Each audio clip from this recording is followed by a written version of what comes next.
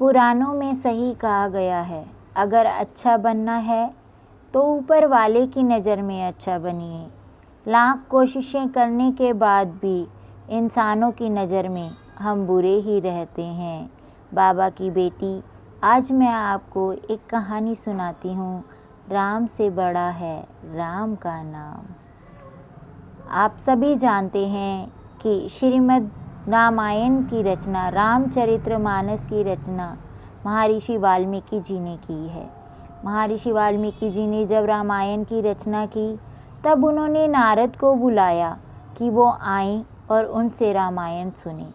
नारद जी आए, वाल्मीकि जी की पूरी रामायण सुनी और कहा बहुत अच्छी रामायण है।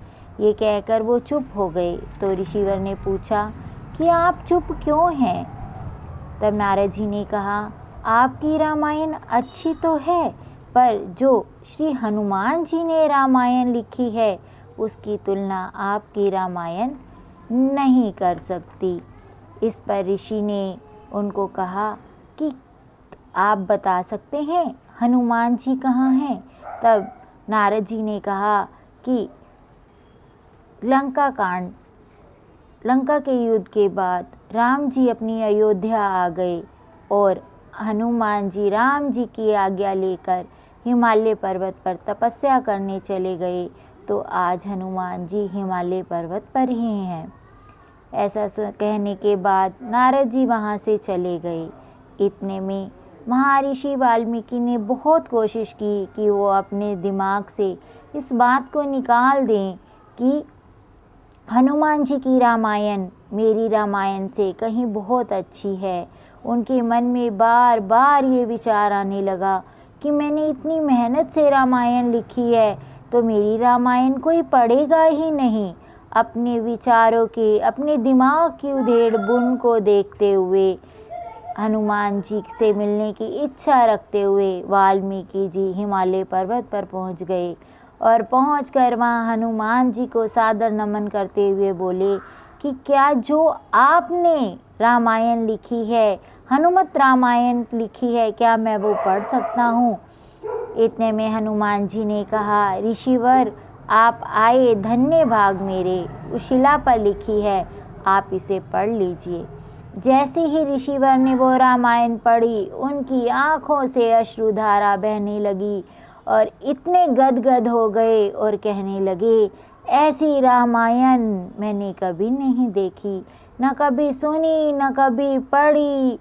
ऐसी रामायण तो रामायण ही है, इसके आगे मेरी रामायण की कोई तुलना नहीं है। ऐसा कहकर वो जैसे ही दुखी होने लगे, हनुमान जी ने उनसे कहा, ऋषिवर आप दुखी क्यों हैं? क्या हुआ, रामायण अच्छी नहीं लगी?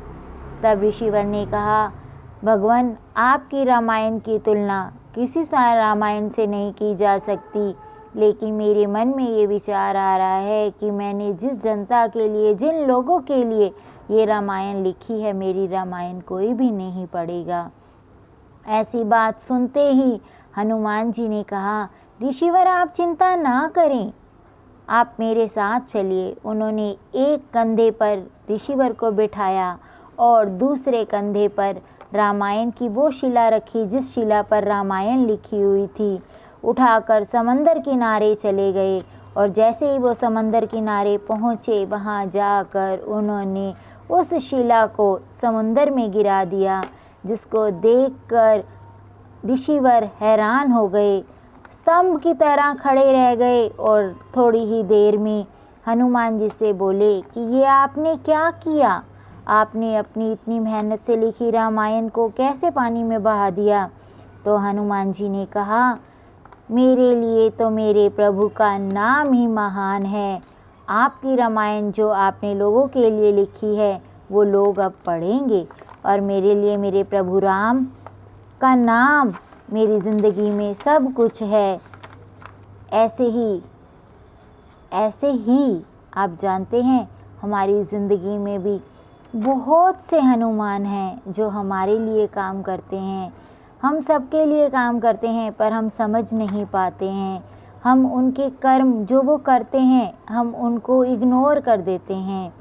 कुछ हमारे भाई बंधु सगे संबंधी हमें हमसे प्यार करने के लिए कुछ ऐसा कर जाते हैं जो कभी हम सोच भी नहीं सकते हैं।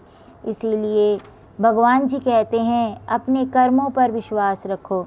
अगर आप अच्छे कर्म करोगे तो उसका रिज़ल्ट, उसका जो परिणाम है वो भी अच्छा होगा।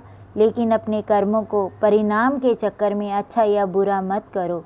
कर्म अपनी निष्ठा और भक्ति भाव से करो, बाकी सब ऊपर वाला करता है। इसीलिए कहते हैं राम से बड़ा है राम का नाम। बोलो जय श्री राम, जय जय श्री राम।